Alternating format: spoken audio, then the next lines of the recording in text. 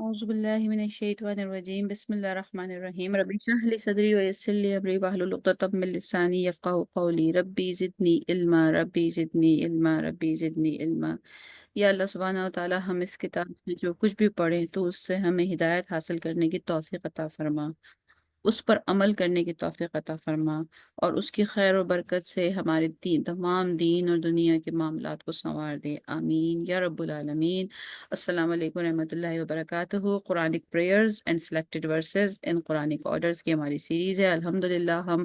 سورہ ابراہیم کے اوپر آ گئے تھے۔ اگر ہم سب اپنی میموریز کو ریوائیو کریں تو میری بہت کوشش تھی جانے سے پہلے کہ اگر ہمارا اس طرح ہو پاتا کہ ہم سورہ ابراہیم ختم کر لیتے، کیونکہ موسٹلی اب ہمارے پاس بس ایک ہی ہمیں سیشن کی ضرورت ہے سورہ ابراہیم کو ختم کرنے کے لیے، لیکن وہ ہو نہیں پایا۔ Allah his will in everything. تو آج ہم یہی کریں گے کہ ہم سورہ ابراہیم کو تھوڑا سا ریوائز کر لیں گے، اس کو گو تھرو کر لیں گے، اور نیکسٹ انشاءاللہ سیشن میں پھر سورہ ابراہیم کو لاسٹ کر کے اور اس کا جو تمام چیزیں ہیں اس کی، وہ ہم پھر اس کا اوور ویو کر لیں گے۔ تو اگر میں اس میں لیٹ می گو بیک، میرا خیال ہے کہ اگر میں اس میں پہلے جاؤں تو انٹروڈکشن کے پارٹ کو دوبارہ سے ریوائز کر لیتے ہیں۔ سورہ ابراہیم جو ہے وہ ہمارا جو اس کا مصحف آرڈر ہے وہ 14 ہے، یعنی کہ 14ویں سورہ ہے مصحف کے اعتبار سے، اور اس کا جو نام ہے سورہ ابراہیم کا وہ اگین جو اس میں ایک پیراگراف ہے آیہ نمبر 35 سے لے کر آیہ نمبر 41 تک ایک پیراگراف ہے جس میں حضرت ابراہیم علیہ السلام کا ذکر ہے اور ان کی دعا ہے۔ تو وہی جگہ ہے پوری سورہ میں کہ جہاں پر حضرت ابراہیم کا ذکر ہے، اس کے علاوہ باقی تمام سورہ میں حضرت ابراہیم کا کچھ ایسا خاص ذکر نہیں ہے۔ آلدو کہ جو سورہ ہے اس کی 52 آیاز ہیں، تقریباً پاؤ پارے کے برابر ہے، جس کی اگر طوالت کے اعتبار سے ہم اس کو کاؤنٹ کریں تو اس پورے پاؤ پارے کی سورہ میں جیسے کہ نام ابراہیم، سورہ ابراہیم سے ایک کانسیپٹ کریٹ ہوتا ہے، تو یہ اس میں حضرت ابراہیم کا قصہ زیادہ نہیں ہے۔ انفیکٹ جو نیکسٹ کمنگ سورہز آ رہی ہیں اس گروپ میں، وہاں ہمیں حضرت ابراہیم کا قصہ زیادہ ملے گا۔ یہاں تو جسٹ ان کا ایک ریفرنس ہے اور ان کی دعا کا ذکر ہے، اور یہی بات ہم بار بار کرتے ہیں کہ قرآن کو پڑھنے اور سمجھنے کے حوالے سے، کہ جو ایک انسانی ذہن ہے کہ ایک پرسپشن ہے کسی بھی کتاب کو پڑھنے کے حوالے سے، اور جو انسانی لوگ کتابوں کو جس طرح آرگنائز کرتے ہیں، تو ان کا طریقہ یہ ہوتا ہے کہ وہ ایک ٹاپک، جس چیپٹر کا ایک ٹاپک ہوتا ہے، وہ اس ٹاپک کو شروع سے شروع کر کے اس ٹاپک کی جتنی تفصیلات ہوتی ہیں اس کو اسی چیپٹر میں ڈسکس کرتے ہوئے آخر میں آ کر اس کو ختم کرتے ہیں۔ تو اس حوالے سے جو ایک انسانی ذہن سوچتا ہے وہ یہ سوچتا ہے کہ اگر کسی سورہ کا نام سورہ ابراہیم ہے تو اس میں حضرت ابراہیم علیہ السلام کے متعلق جتنی تفصیلات قرآن میں مختلف جگہ پہ بکھری ہوئی ہیں وہ بیسکلی ایک ہی جگہ ہوں گی، یا یہ کہ کم سے کم یہ سورہ میں زیادہ زیادہ ایمفسائزڈ ذکر حضرت ابراہیم علیہ السلام کے متعلق ہوگا۔ کئی بار اگرچہ کہ یہ بات بھی ریپیٹیشن ہی ہے، ہم یہ بات آپس میں کئی بار ڈسکس کر چکے ہیں اور ہم جنرلی جانتے ہی ہیں یہ بات، لیکن again repeat and repeat again سے ہمیشہ دہرانے سے فائدہ ہی ہوتا ہے کہ ہم نے یہ بات ہمیشہ ڈسکس کی ہے کہ قرآن کی سورہوں کے جو نام ہیں وہ ان کے متن، یعنی جو جو کچھ ان سورہوں کے اندر کنٹینٹ ہے یا ان سورہوں کے اندر جو کچھ ڈسکس ہوا ہے وہ اس حوالے سے نہیں ہے۔ وہ ان کا قرآن کی جو سورہوں کا نام ہے وہ چیپٹر ٹاپکس نہیں ہیں، وہ جسٹ ریفرنس ہیں۔ بہت ساری سورہوں کے نام تو اللہ سبحانہ تعالیٰ کی طرف سے نبی کریم صلی اللہ علیہ وآلہ وسلم کو تعلیم کر دیے گئے تھے۔ بہت ساری سورہوں کے نام تو خود صحابہ اکرام اور نبی کریم صلی اللہ علیہ وسلم نے چوز کیے تھے۔ تو it's just for because it's just just to the reference, کہ اس میں ہم یہ کہہ نہیں سکتے کہ یہ سورہ میں سورہ بقرہ ہے تو اس میں ساری سورہ میں بقرہ کا ہی ذکر ہوگا۔ صرف حضرت سورہ یوسف ایک ایسی ایکسیپشن تھی کہ جہاں پر حضرت یوسف علیہ السلام کے نام سے وہ سورہ شروع ہوئی تھی، اور پوری سٹوری ون ٹو اینڈ تک کرونالوجیکلی اس ترتیب سے اسٹیپ بائی اسٹیپ وہ انہی کا ذکر ہوا تھا۔ تو یہ 14ویں نمبر کی سورہ ہے، اس میں ایک پیراگراف ہے حضرت ابراہیم علیہ السلام سے متعلق، بٹ ہیونگ سیڈ دیٹ، اگر پوری سورہ کو اوور آل ویو جو انشاءاللہ ان ڈیٹیل ہم نیکسٹ سیشن میں کریں گے، لیکن اگر آج بھی ہم تھوڑا سا اس کا پچھلا جو ہم ریویژن کرنے کی کوشش کر رہے ہیں، اگر اس حوالے سے اس کو ہم دیکھتے ہوئے جائیں گے تو ہمیں یہ سمجھ میں آئے گا کہ جیسے ایک کہتے ہیں نا، ایک چیز کا جو مین پوائنٹ ہوتا ہے، سینٹر پوائنٹ جو کسی چیز کا ہوتا ہے، آلدو کہ پوری سورہ میں حضرت ابراہیم ہی کا ذکر نہیں ہے، بہت ساری اور ڈفرینٹ ٹاپکس ہیں، بہت ساری اور مختلف چیزوں کے متعلق اللہ سبحانہ تعالیٰ نے بات کی ہے، لیکن اگر ان سب کو ایک دائرے کی شکل میں رکھ کر اور بیچ میں ایک سینٹر پوائنٹ بنایا جائے تو حضرت ابراہیم علیہ السلام کا جو ریفرنس، یعنی حضرت ابراہیم علیہ السلام کی زندگی اور واقعات میں سے جو چیز یہاں کوٹ کی گئی ہے وہی ریفرنس اس سورہ کا بنتا ہوا نظر آتا ہے۔ ٹوٹل 52 آیات ہیں، جیسے کہ ایک پاؤ پارے کے برابر ہے، اور اب ہم جس طرح آگے بڑھ رہے ہیں، یہ چونکہ 14واں یہ جو پارا ہے، یہ پارا بھی 13واں ہے، یعنی یہ 13ویں پارے کے جو بالکل آخری پاؤ پارا ہے اس میں آتی ہے۔ تو اب ہم جیسے جیسے آگے بڑھتے جائیں گے، سورہیں بھی اپنی لمبائی کے حساب سے، اپنی لینتھ کے حساب سے چھوٹی ہوتی چلی جائیں گی۔ 7 رکوع ہیں سورہ میں، اور تیسری منزل کی سورہ ہے قرآن میں، جو منزل کے متعلق ہم ڈسکس کر چکے تھے کافی تفصیل سے پہلے بھی۔ انیشیل سورہ ہے، الف لام میم را سے شروع ہوتی ہے۔ قرآن کریم میں 114 صورتوں میں سے 29 سوراز جو ہیں وہ انیشیل سوراز ہیں، اور الف لام میم را ٹوٹل 5 سوراز ہیں جو الف لام میم را سے شروع ہوتی ہیں، اور وہ ساری کی ساری سوراز اسی تھرڈ گروپ میں آتی ہیں، جو گروپ ہم نے بات ڈسکس کیا تھا کہ سوراز کے گروپ ہوتے ہیں۔ سورہ یونس یعنی جو 10ویں سورہ ہے، وہاں سے لے کر سورہ نور جو 24ویں سورہ ہے، ان کا ایک گروپ بنایا ہے اسکالرز نے، ان کے تھیم کے اعتبار سے، ان کے لہجے کے اعتبار سے، ان کے اندر جو بات ڈسکس کی گئی ہے اس کے اعتبار سے۔ تو اس تھرڈ گروپ میں جو ہے تقریباً 5 صورتیں ہیں جو الف لام را سے شروع ہوتی ہیں، اور سورہ ابراہیم بھی ان میں سے ایک ہے۔ جرنلی یہ ہے کہ سورہ جس کی ریولیشن مکی ہے، مطلب جرنلی نہیں، اس میں کوئی یہاں پر کوئی اختلاف نہیں ہے، کچھ نہیں ہے، ایک یا دو آیات کے متعلق سورہ ابراہیم کی آتا ہے کہ شاید وہ مدینہ میں نازل ہوئی تھی، لیکن اگین مطلب ایک یا دو آیات سے پوری سورہ کی جو ایک جرنل اس کا وہ ہے، اس سے وہ بدل نہیں سکتا۔ باقی ساری جو 52 آیات میں سے 50 آیات ہیں اس پہ کنسس ہے کہ وہ مکہ میں ہی نازل ہوئی تھی۔ ریولیشن آرڈر اس کا 72 ہے، یعنی 72 کا مطلب یہ ہو گیا کہ پیریڈ آف ریولیشن اس کا 620 سے لے کر 622 تک ہے۔ اگر میں پرانی وہ اب ڈھونڈ سکوں جس میں ہم نے ایک میپ کیا تھا، تو اس میں اگر ہم نے جسٹ سمجھنے کے لیے تھوڑا سا کہ کون سا وقت ہے، کون سا موقع ہے، کس وقت یہ سورہ نازل ہوئی ہے، کیونکہ ہم جو یہاں پر ایک ڈسکشن کرتے ہیں اور اس قرآن کو میں ہمیں یہ ہے اس کو سمجھنے کی کوشش کرتے ہیں، اس میں جب ہم یہ بات کہتے ہیں کہ قرآن کوڈ آف لائف ہے اور قرآن ایک ہدایت ہے، تو ہدایت ہم کسی چیز سے اس وقت ہی حاصل کر سکتے ہیں جب ہم اس کو سمجھ سکیں کہ جو کچھ ہم پڑھ رہے ہیں وہ کس طرح ہمارے اوپر امپلائی ہو سکتا ہے۔ تو اس حوالے سے یہ قرآن کریم کی صورتوں اور آیتوں کو پڑھتے ہوئے اگر بیک گراؤنڈ معلوم ہو، یہ معلوم ہو کہ یہ آیات نبی کریم صلی اللہ علیہ وآلہ وسلم پر کس موقع کے لحاظ سے نازل ہوئی ہیں، کس وقت یہ ہدایت اللہ سبحانہ تعالیٰ نے حضرت نبی کریم صلی اللہ علیہ وسلم کو دی، یا کس وقت یہ قصہ اس وقت پہ ان کو سنایا گیا یا نبی کریم صلی اللہ علیہ وسلم پہ نازل کیا گیا، تو یہ ایک بہت بڑے ہمارے لیے کلو بن جاتا ہے کہ جب کوئی انسان اپنی زندگی میں اسی طرح کے سچویشن میں ہو، اسی طرح کے حالات میں ہو، اور اس وقت پھر وہ یہ دیکھے کہ اس وقت نبی کریم صلی اللہ علیہ وسلم کو اللہ سبحانہ تعالیٰ نے کیا ہدایات دی تھیں، کیا تسلی دی تھی، کیا ڈائریکشنز دی تھیں، تو وہ اپنی زندگی میں اس کو فالو کر سکتا ہے۔ تو یہ رائٹ نا اگر آپ اپنے اسکرین پہ دیکھ سکتے ہیں کہ ہم نے ایک چھوٹا سا میپ بنانے کی کوشش کی تھی کہ جو 23 سالہ زندگی ہے نزول کی زندگی، 23 ایئرس ٹوٹل ٹائم ہے نا، نزول کا ٹائم ہے قرآن کریم کا، تو اس میں سے تقریباً 12 سال 8 مہینے یا 12 سال 9 مہینے جو ہے وہ مکہ کا ٹائم ہے، جیسے آل ٹوگیدر راؤنڈ آف کر کے ہم 13 ایئرس کہتے ہیں، تو یعنی 13 ایئرس مکہ کی زندگی ہے، اور اس کے بعد 10 ایئرس مدینہ کی زندگی ہے۔ تو اب مکہ کی زندگی میں جو جو چیز شروع ہوتی ہے، یعنی ریولیشن آف قرآن جو ہے وہ شروع ہوئی ہے 610 سی، یعنی 610 سینچری سے شروع ہوئی ہے ریولیشن آف قرآن، اور 620 سینچری میں ختم ہوئی ہے ریولیشن کو، 620 نہیں 622 میں ہجرت ہوئی ہے، تو 622 سینچری میں ختم ہوئی ہے ریولیشن آف قرآن۔ تو ان 12 سال 8 مہینوں یا 13 سال کے دوران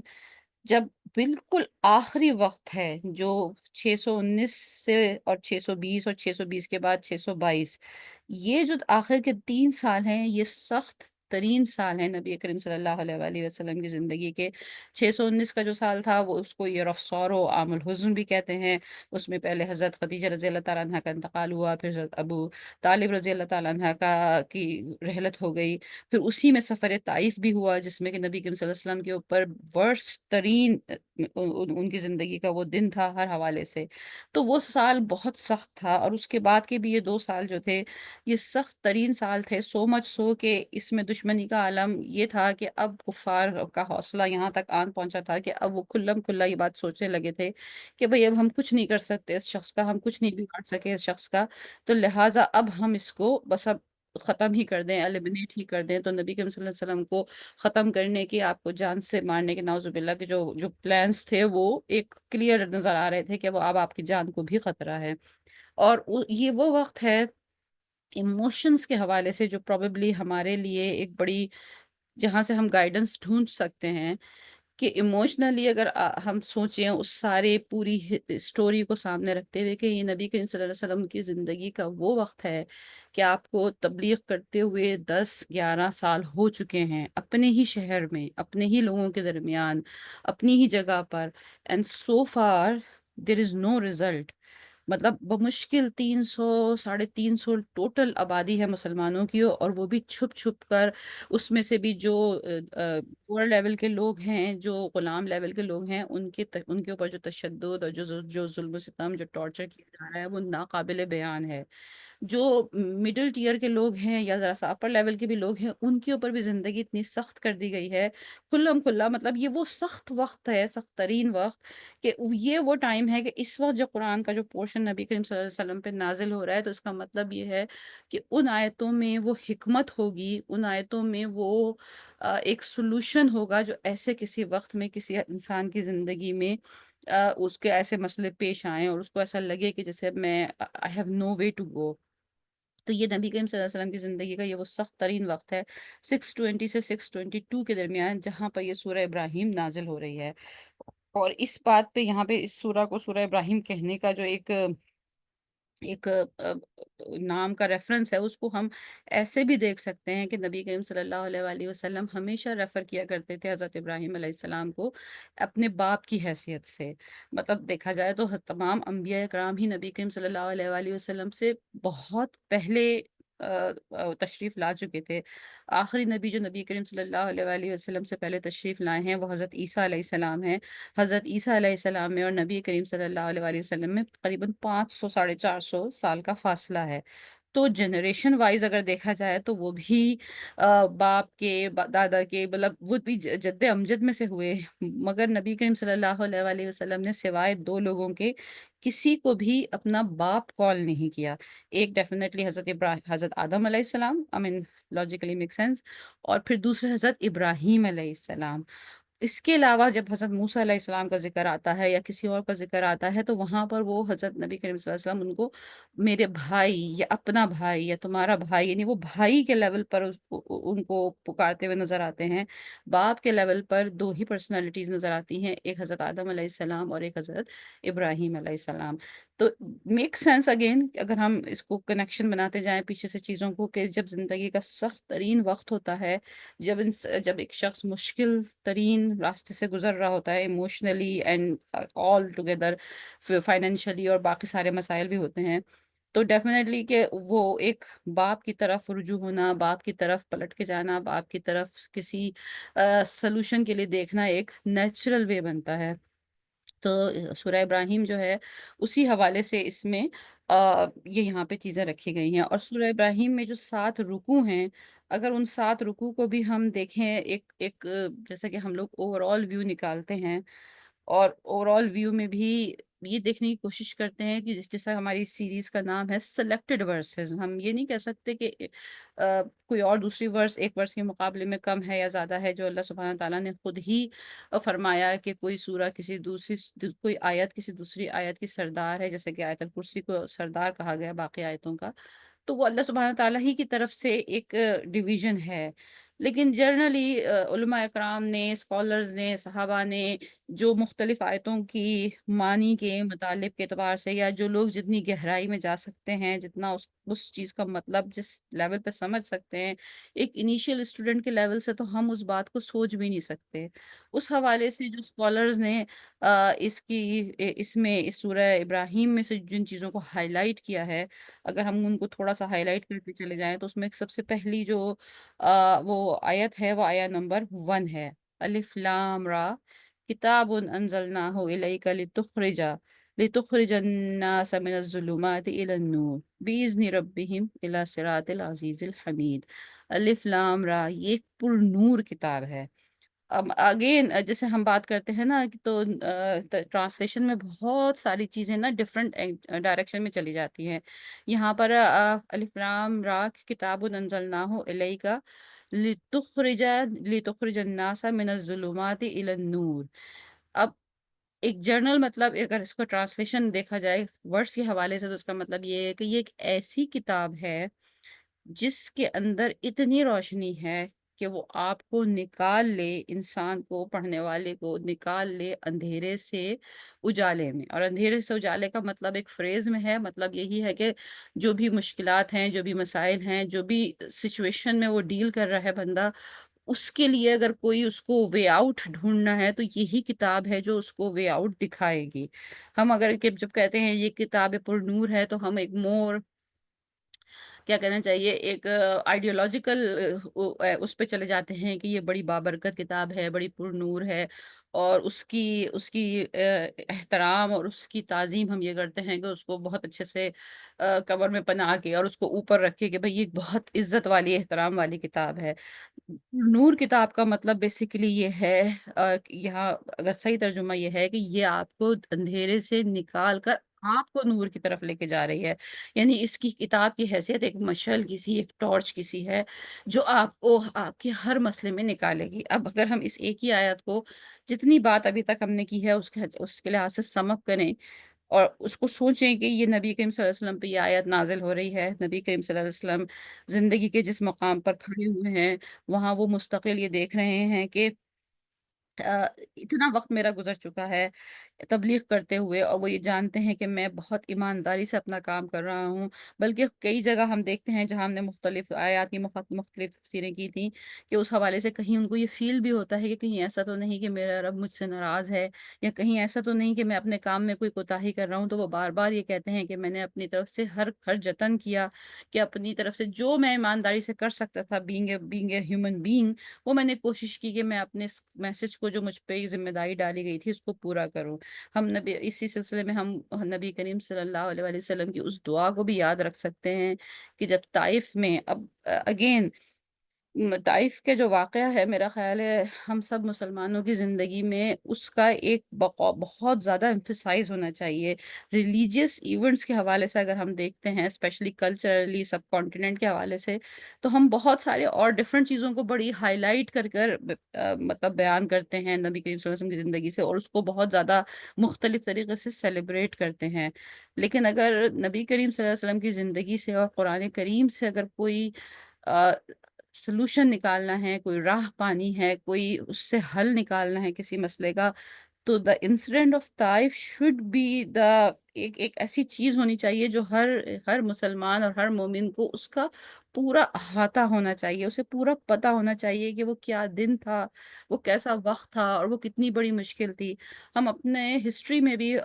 बदर का ग़ज़वा बदर के मुतालिक पढ़ाते हैं, ग़ज़वा उहद के मुतालिक, ग़ज़वा खंदक के मुतालिक, बहुत सख्त दिन थे वो इस्लामिक हिस्ट्री के और बड़े एक मुश्किल चीज़ थी वो। लेकिन खुद नबी करीम सल्लल्लाहु अलैहि वसल्लम फरमाते हैं जब हज़रत आयशा रज़ी अल्लाह तआला ने एक दफ़ा आपसे पूछा था कि या रसूलल्लाह उहद का दिन शायद आपकी ज़िंदगी का सख्त तरीन दिन था, तो आपने फरमाया था कि नहीं,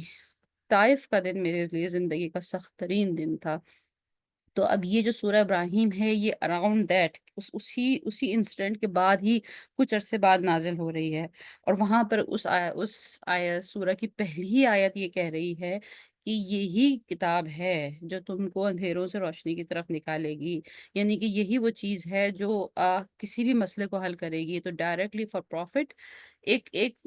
गुड न्यूज़ है कि हर चीज़ का एक वक़्त है और हर चीज़ अपने वक़्त पे होगी। लेकिन इसी चीज़ को अगर आप पकड़े रखेंगे मज़बूती के साथ, इस पे जमे रहेंगे मुस्तकिल मिज़ाजी के साथ, तो यही चीज़ है जो आपको आपका मसला हल करेगी। इसके अलावा और कोई चीज़ नहीं है, जो आपके किसी मसले को हल कर सकती है। और यही है जो बिइज़्नि रब्बिहिम अल्लाह की इज़्न से, अल्लाह की इजाज़त से इला सिरातिल अज़ीज़िल हमीद जो एक यही आपको लेके जाएगी उस रास्ते की तरफ जो अल्लाह सुब्हानह तआला जो बहुत तारीफ़ के लायक है और बहुत गालिब है।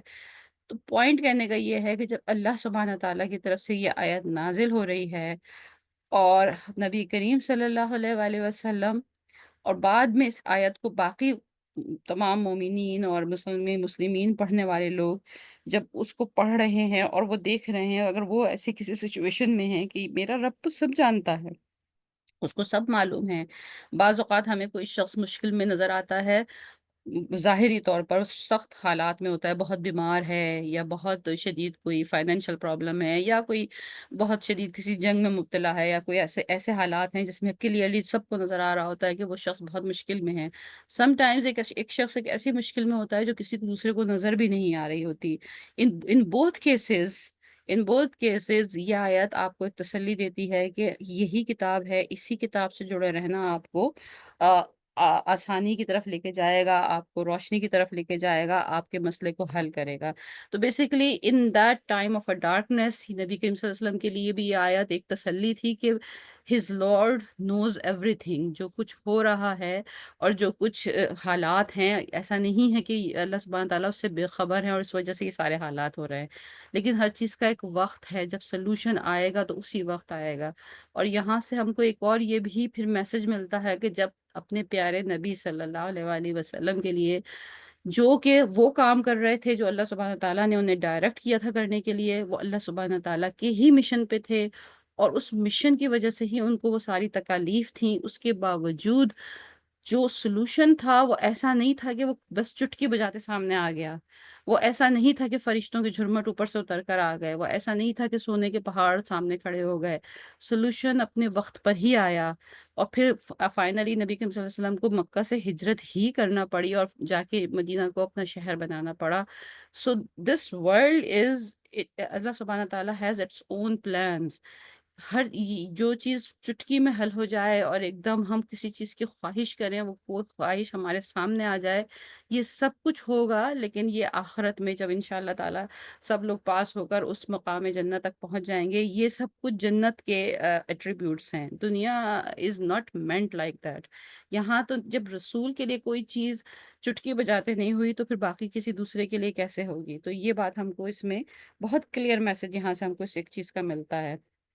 پھر جو ایک اور آیت تھی، آیا سے میرے خیال میں وہ پہلے ہی رکوع میں ہے، آیا نمبر 4، جس کے متعلق ہم نے اس وقت بھی کافی ڈیٹیل میں بات کی تھی، آیا نمبر 4 یا here it is۔ تو وَمَا أَرْسَلْنَا مِن رَسُولٍ إِلَّا بِلِسَانِ قَوْمِهِ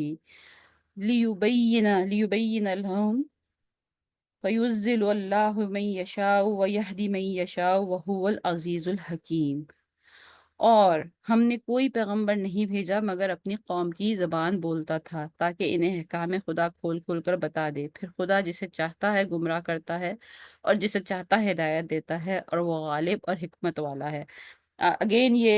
بہت زیادہ جو ایک لاجیکل اور اسٹوپڈ ٹائپ کے جو ان کے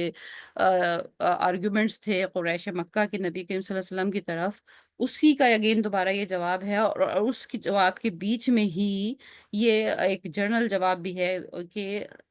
اگر کوئی شخص آپ کو تعلیم دینے آیا ہے، آپ کو راستہ بتانے آیا ہے، آپ کے مسئلے کو حل کرنے آیا ہے، اور اگر وہ کوئی اور لینگویج بولتا ہے تو آپ کو تو مسئلہ سمجھ ہی نہیں آئے گا، آپ کو تو وہ جواب سمجھ ہی نہیں آئے گا۔ ان لوگوں کا اعتراض یہ تھا کہ اگر یہ شخص اللہ کا نبی ہے تو یہ تو کوئی جنت کی زبان بولتا ہو یا کوئی فرشتوں کی زبان بولتا ہو، یہ تو ہماری جیسی عام زبان بولتا ہے۔ تو اللہ سبحانہ تعالیٰ نے یہاں اس چیز کو کلیئر کیا ہے کہ بیسیکلی یہ زبان عام زبان بولنا ہی بیسیکلی آپ کے لیے بہتری ہے۔ اگر وہ کوئی ایسی زبان بولتا اتنی اگر ایون وہ عربی ہی کوئی ایسی ہائی لیول عربی زبان بول رہے ہوتے، ویری کیا کہنا چاہیے، بہت ہی اعلیٰ ادبی زبان، یا وہ لٹریچر کے اعتبار سے بہت ہی گرامیٹیکلی ایک بہت ہی کمپلیکیٹڈ زبان جو عام آدمی کے لیے سمجھنا ہی مشکل ہوتی، تو پھر ہدایات کا مقصد ہی ختم ہو جاتا۔ تو آیا نمبر 4 کو بھی اسکالرز نے اس میں رکھا ہے کہ یہ بھی ان ورسز میں سے ہے جس کو ہائی لائٹ کیا جا سکتا ہے۔ اس کے بعد مطلب اگین ورسز تو ساری ہی بہت بابرکت ہیں اور ساری ہی ایک قرآن ورڈ آف قرآن ہے، ہم کسی چیز میں ڈسکرمنیشن نہیں کر سکتے، لیکن اکارڈنگ ٹو دا اسکالرز اس کے بعد جو بہت ایک پوائنٹ والی چیز یہاں پر اس صورت سے ہم نکال سکتے ہیں یا ریفر کر سکتے ہیں کہ یہ فلاں بات کہاں کہی گئی ہے، تو وہ ایک ہے آیت نمبر 24 سے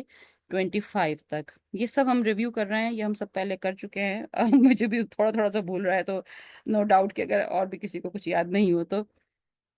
تو آیا نمبر 24، تو آیا نمبر 24 ہے علم ترا، کیا نہیں دیکھا آپ نے، کیف ضرب اللہ مثلا کلمۃ طیبۃ، کیسے بیان کی اللہ نے مثال پاکیزہ کلمے کی، کلمتن طیبتن، کشجرتن، جیسے کہ ایک درخت کی طرح ہے، طیبتن جیسے ایک پاک صاف درخت ہو، اسلوہا اس کی جڑ، ثابت مضبوط ہے، اس کی جڑ مضبوط ہے، وفرعها فی السماء اور اس کی شاخیں آسمان میں ہیں، تو اور دیتا ہے اکولہا اپنا پھل، کلہین ہر وقت، بیزنی ربیہا اپنے رب کے حکم سے، وَيَضْرِبُ اللَّهَ الْأَمْثَالَ لِلنَّاسِ لَعَلَّهُمْ يَتَذَكَّرُونَ، اور بیان کرتا ہے اللہ مثالیں لوگوں کے لیے تاکہ وہ نصیحت حاصل کر سکیں۔ اور کیا تم نے نہیں دیکھا کہ خدا نے پاک بات کی کیسی مثال بیان فرمائی ہے، جیسے پاکیزہ درخت جس کی جڑ مضبوط یعنی زمین کو پکڑے ہوئے ہو اور شاخیں آسمان میں ہوں۔ اچھی بات، نائس ورڈز، کلمتن طیبتن مانے یہاں پر کلمتن طیبتن آیات قرآنی کے حوالے سے بھی ہے، الفاظ قرآن کے حوالے سے بھی ہے، ایک اچھی نصیحت کے حوالے سے بھی ہے، ایک اچھی بات کے حوالے سے بھی ہے، اور جرنل روٹین لائف میں جو ہم ایک دوسرے سے بات چیت کرتے ہیں اس میں جو الفاظ استعمال ہوتے ہیں اس حوالے سے بھی ہے کہ ایک اچھا پاک اور سچی بات، طیبت، طیب پاک بات مانے سچی بات، پیور بات جس میں جھوٹ نہ ہو، جس میں منافقت نہ ہو، جس میں ایک ملاوٹ نہ ہو، بہت پیورٹی کے ساتھ، دل کی سچائی کے ساتھ جو ایک بات کی جائے، کسی کو کسی سے اس کی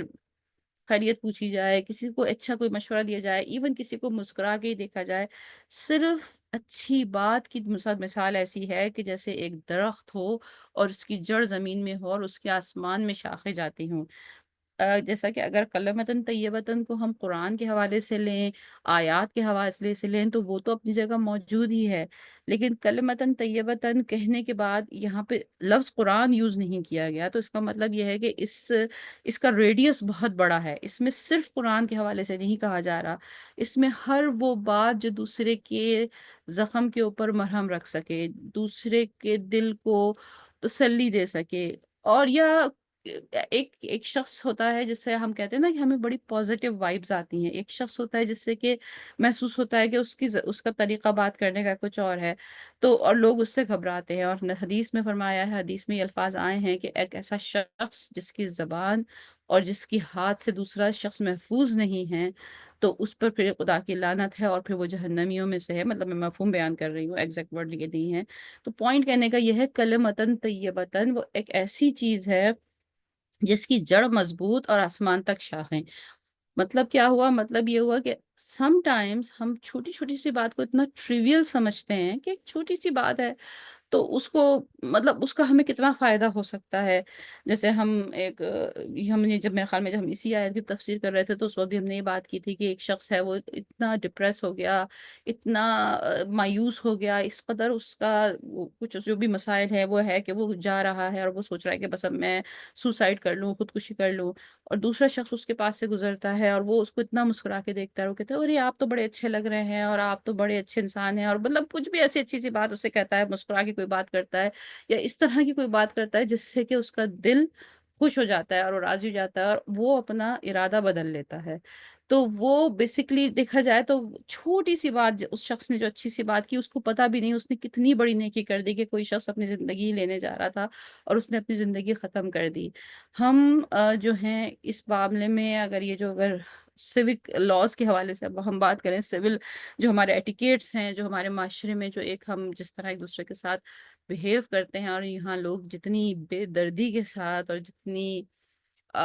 واٹ کوڈ آئی سے دیٹ، تو وہ یہ ریئلائز نہیں کرتے کہ اس چھوٹی سی چیز کے کانسیکوینسز کتنے زیادہ ہو سکتے ہیں، جب ایک اچھی بات کا کانسیکوینس اتنا زیادہ ہو سکتا ہے کہ وہ ایک مضبوط درخت کی طرح کھڑا رہے، یعنی ایک چھوٹی اچھی بات جو آپ نے کہی ہے اس کا پھل آپ کو ملتا رہے گا، تو پھر اس کا ریورس بھی ہو سکتا ہے کہ ایک چھوٹی بڑی بات جو آپ نے کہی ہے اس کا کتنا، اگر کوئی اس سے ہرٹ ہوا ہے تو اس کا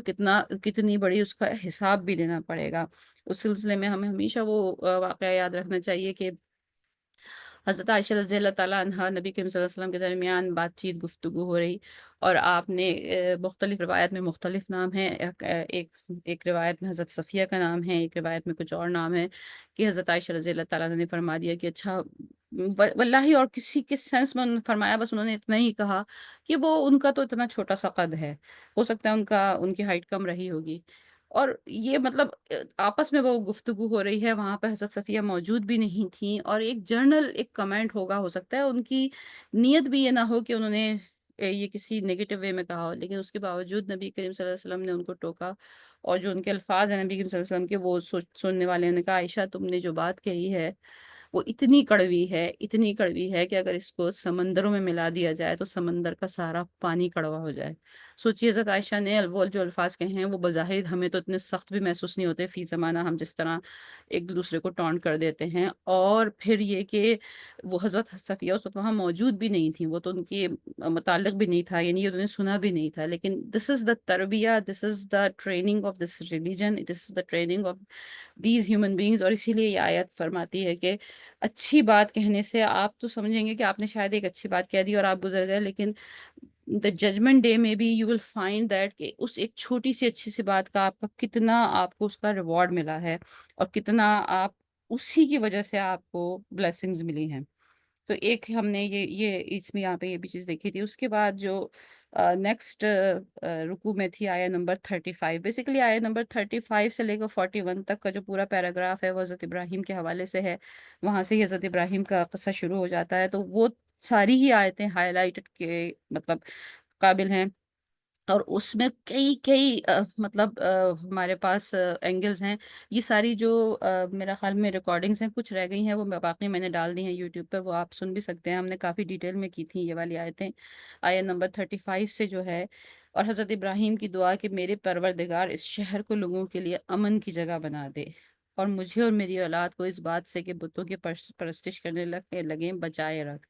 اور اے پروردگار انہوں نے بہت سے لوگوں کو گمراہ کیا ہے، سو جو شخص نے میرا کہا مانا وہ میرا ہے، اور جس نے میری نافرمانی کی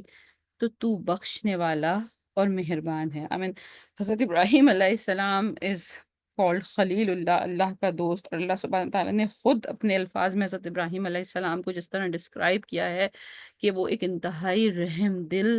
بہت ہی نرم طبیعت رکھنے والے، بہت ہی شفقت رکھنے والے، بہت ہی حلیم طبیعت کے مالک تھے، اور یہی وجہ ہے کہ حضرت نبی کریم صلی اللہ علیہ وآلہ وسلم بھی ان کو اپنا والد کہتے ہیں، اور ان سے اپنے آپ کو ریلیٹ کرتے ہیں، کیونکہ خود نبی کریم صلی اللہ علیہ وسلم کا مزاج بھی اسی طرح کا تھا۔ تو وہ یہ کہتے ہیں کہ ٹھیک ہے، جس نے میرا کہا مان لیا ہے، کیونکہ سورہ بقرہ میں ہم وہ بات پڑھ چکے ہیں کہ حضرت ابراہیم علیہ السلام نے کو جب اللہ تعالیٰ نے فرمایا کہ میں اب تم کو امام بنا دوں گا تمام امت کا، آپ دیکھیے کہ حضرت ابراہیم علیہ السلام کے بعد جتنے انبیاء آئے ہیں، وہ یا تو حضرت اسحاق علیہ السلام کی نسل میں سے ہیں، یا حضرت اسماعیل علیہ السلام کی نسل میں ہیں، مطلب تمام انبیاء کے والد حضرت ابراہیم علیہ السلام ہی بنتے ہیں۔ تو جب اللہ سبحانہ تعالیٰ نے فرمایا کہ میں اب تم کو امام بنا دوں گا، تمہاری نسل میں ہی نبوت چلے گی، اور اس وقت وہ کہتے ہیں اور میرے بچے، تو اس وقت اللہ سبحانہ تعالیٰ فرماتے ہیں کہ بچوں کا وعدہ نہیں ہے، صرف بایولوجیکل یا بلڈ ریلیشن شپ کی وجہ سے، یا اس وجہ سے کہ کوئی شخص حضرت ابراہیم علیہ السلام کا بلڈ رشتہ دار ہے، صرف اس وجہ بات پہ کوئی نہیں بخش دیا جائے گا، بخشا تو وہ جائے گا جو حضرت ابراہیم علیہ السلام کی تعلیمات پر چلے گا۔ تو یہاں حضرت ابراہیم علیہ السلام وہی بات کہہ رہے ہیں، but again in a very humble manner, کہ ٹھیک ہے جس نے میری بات مان لی اس کے لیے تو نے مجھ سے وعدہ کر لیا، لیکن جس نے میری بات نہیں مانی اس پہ وہ کہہ رہے ہیں کہ پھر تو مہربان ہے، مطلب دس is the way to tell, جیسے ایک بہت بادشاہ ہوتا ہے بڑا دیالو، تو ایک بڑے انسان کو جب اس کی بڑائی کا واسطہ دیا جائے تو پھر وہ اپنی بڑائی کی وجہ سے ان لوگوں کو بھی معاف کر دیتا ہے کہ جنہوں نے کچھ اچھا عمل نہیں کیا ہوتا۔ تو سچ اے بیوٹیفل وے ٹو، اور اس پورا یہ جو پیسج ہے یہ بہت ہی خوبصورت پیسج ہے، جس طرح حضرت ابراہیم علیہ السلام کی دعائیں اس میں آئی ہیں۔ اور پھر حضرت ابراہیم علیہ السلام آیہ نمبر 37 میں کہتے ہیں اے پروردگار میں نے اپنی اولاد کو میدان، یعنی مکہ اس وقت میدان ہی تھا جہاں میں کھیتی نہیں ہے، تیری عزت اور ادب حوالے گھر کے پاس لا بسائی ہے، اے پروردگار تاکہ یہ نمازیں پڑھیں، تو ان لوگوں کے دلوں کو ایسا کر دے کہ ان کی طرف جھکے رہیں، اور ان کو میووں سے روزی دے تاکہ یہ تیرا شکر ادا کریں۔ اگر یہ ہمارا آئی ڈونٹ نو یہ کون سا سیشن تھا، اس کی ریکارڈنگ پڑی ہوگی وہاں پر، مجھے یاد ہے ہم نے کافی ڈیٹیل میں اس پہ بات کی تھی، کیونکہ یہ بڑی ٹچی سی بات ہے کہ حضرت ابراہیم علیہ السلام وہاں دعا کیا مانگ رہے ہیں۔ دعا یہ مانگ رہے ہیں، وہ مکہ اس وقت کا مکہ سوچئے کہ جو بالکل میدان ریگستان، کوئی پھول کوئی درخت وہاں اگ ہی نہیں سکتا۔ ایون آج کا مکہ، جب آج جو لوگ آپ لوگ وزٹ کرتے ہیں، آج کا جو شہر مکہ بھی ہے، اگر آپ شہر کو جا کے دیکھیں، اور جو ویلی اسپیشلی جہاں پر کا خانہ کعبہ ہے اور اس کے ارد گرد کی جو ویلی ہے وہ ذرا سا ڈاؤن میں ہے، اور ارد گرد پوری ویلی ہے، تو جو عزیزیہ ہے اور وہ تمام ارد گرد کی جو چٹانیں ہیں وہ بالکل چٹیل ہیں، ان کے اوپر ایک پودا بھی نہیں اگتا، ایک پتا بھی نہیں اگتا۔ جب آپ اسی ڈیزرٹ سے ٹریول کرتے ہوئے آپ مدینہ کی طرف آتے ہیں تو خود بخود وہاں پر ہریالی نظر آنی شروع ہو جاتی ہے، کھجور کے پیڑ نظر آنے شروع ہو جاتے ہیں۔ وہ جغرافی ہی ایسی ہے اس علاقے کی، مکہ کی، کہ وہ چٹیل ہے، بالکل بے رنگ ہے بالکل۔ اور اس زمانے میں، یہ آج کی بات ہو رہی ہے، اس زمانے میں وہاں پر کوئی کسی کھیتی باڑی کا، کسی ہریالی کا، اور ایک ایسی جگہ جب شہر بسایا جا رہا ہے، تو اب حضرت ابراہیم کو ایک باپ کی حیثیت سے یہ فکر ہے کہ یہ آ تو گئی ہے میری اولاد یہاں پر، لیکن اب یہ مطلب کس طرح لائف کو سروائیو کریں گے، کیسے کھائیں گے پئیں گے، وہ جگہ ہی اس لائق نہیں ہے کہ وہاں کھیتی باڑی ہو سکے، کوئی فصل اگائی جا سکے۔ اور اس جگہ پہ حضرت ابراہیم علیہ السلام یہ دعا کر رہے ہیں کہ یا اللہ سبحانہ تعالیٰ ان کو میووں، میوہ مینس فروٹس، اور میووں کی کیٹیگری، فروٹس کے لحاظ کے کیٹیگریز، ایک فوڈ کے لحاظ سے وہ کیٹیگری ہے جو لگژری میں آتی ہے۔ مطلب ایک ہوتی ہے بریڈ اینڈ بٹر کا جو ہم فریز یوز کرتے ہیں، یعنی روٹی، یعنی وہ چیز جس سے انسان کا پیٹ بھر جائے، جس سے وہ سروائیو کر سکے۔ اس کے بعد فروٹس کا ذکر نیکسٹ لیئر میں آتا ہے، یعنی لگژریس چیز، مطلب ایک اضافی چیز، یا یہ کہ جو ایک خوشحال گھر میں ایک دسترخوان پر موجود ہوگی۔ تو حضرت ابراہیم علیہ السلام اس جگہ پہ یہ دعا فرما رہے ہیں کہ میری اس اولاد کو میووں سے نوازنا۔ اگر تھوڑی دیر کے لیے ہم اگین اس کو امیجن کریں، آج سے 5,500 سال پہلے کا وہ مکہ، وہ ریگستان، وہ چھوٹی سی بستی جہاں چاروں طرف ریت ہی ریت ہے، پانی بھی صرف ایک زمزم کا کنواں وہاں موجود ہے، اور آفٹر زمزم بھی وہاں بہت زیادہ کھجوروں کے باغات یا کچھ بہت کلٹیویشن نہیں ہو سکی تھی، because the land over there is like that. تو وہاں وہ یہ دعا مانگ رہے ہیں کہ یا اللہ سبحانہ تعالیٰ ان کو میوے عطا فرمانا۔ اور آج آپ سب لوگ، اگر جن کا یہ توفیق ہوئی اور جن کو نہیں ہوئی، اللہ میں سبحانہ تعالیٰ ان کو یہ توفیق عطا فرمائے، جو لوگ مکہ کا وزٹ کرتے ہیں، اور جس حساب سے وہاں ہم فراوانی دیکھتے ہیں چیزوں کی، کھانے پینے کی، اشیاء کی، مطلب بہت سارے فروٹس، بہت سارا میوہ، بہت ساری ایسی چیزیں ہیں جو دوسری جگہ کہیں پیدا ہوتی ہیں تو شاید وہاں کے لوگ انہیں افورڈ بھی نہیں کر سکتے، وہ ایکسپورٹ ہو جاتی ہیں مکہ میں، اور وہاں وہ اتنی فراوانی سے ملتی ہیں کہ وہاں ایسا لگتا نہیں۔ اور اس شہر میں اگر آج بھی ایز آف ٹوڈے جب آپ مکہ میں جائیں، اور اگر آپ وہ بہت لگژریس بریک فاسٹ سن کے دیکھیں اور ناشتے اور کھانے، اور آپ سوچیں کہ یہ وہ جگہ ہے جہاں کچھ پیدا نہیں ہوتا، نتھنگ، وہاں پہ نہ گندم اگتی ہے کہ وہ وہاں سے اس سے بریڈ بن سکے، نہ وہاں فروٹ اگتے ہیں، لیکن آپ کو دنیا کا کوئی ایسی چیز نہیں ہے جو وہاں نظر نہ آئے۔ سو دس از دا پاور آف دعا، دس از دا پاور آف دعا آف حضرت ابراہیم علیہ السلام، اینڈ دیٹس وائی دس سورہ از کالڈ حضرت ابراہیم۔ اگرچہ کہ چند ہی آیتیں ہیں، لیکن اٹ میک سینس کہ اس جہاں یہ دعا ہو، ان آیتوں کے ریفرنس سے اس سورہ کو سورہ ابراہیم ہی کہا جائے، کہ حضرت ابراہیم علیہ السلام کی دعا ہزاروں سال کے بعد بھی کس طرح پوری ہے، اور وہ اپنی پوری مینیفسٹیشن کے ساتھ ہمیں وہاں نظر آ رہی ہے۔ اگر ہم اس نگاہ سے دیکھ سکیں کہ آج سے 5,000 سال پہلے ایک شخص نے بالکل بیابان، ایک بالکل بے سر و سامان جگہ پہ یہ دعا مانگی کہ یہاں کے لوگوں کو میوے ملیں، تو اس وقت ایسا لگتا ہوگا کہ یہ کیسے ممکن ہے، اور پھر اللہ سبحانہ تعالیٰ نے وہ چیز پروف کر کے دکھائی کہ وہاں آج اس وقت وہ جگہ بہترین جو بھی زمین پہ چیزیں ہیں موجود ہیں وہاں پر اویلیبل ہیں، اور اللہ سبحانہ تعالیٰ اذان نے ہو گئی، اذان ہو اوکے، گئی، مغرب ہو گئی۔ ٹھیک ہے، اوکے اوکے اوکے اوکے، جب ان شاء اللہ تعالیٰ بس ہماری یہ ختم ہی ہو رہی ہے، آیت ہمارا 41 پہ آ گئے ہیں، اس کے بعد آیت نمبر 41 ہے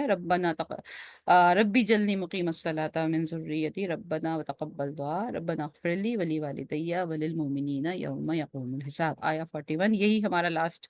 تھا جہاں پر ہم رکے تھے۔ انشاءاللہ تعالیٰ نیکسٹ ہمارا بس ایک ہی رکوع رہ گیا ہے، وہ ہم نیکسٹ ٹائم فنش کریں گے، اور یہ وہ دعا حضرت ابراہیم علیہ السلام کی مشہور و معروف دعا ہر نماز میں پڑھی جاتی ہے، یہ سورہ ابراہیم میں موجود ہے، آیت نمبر 41،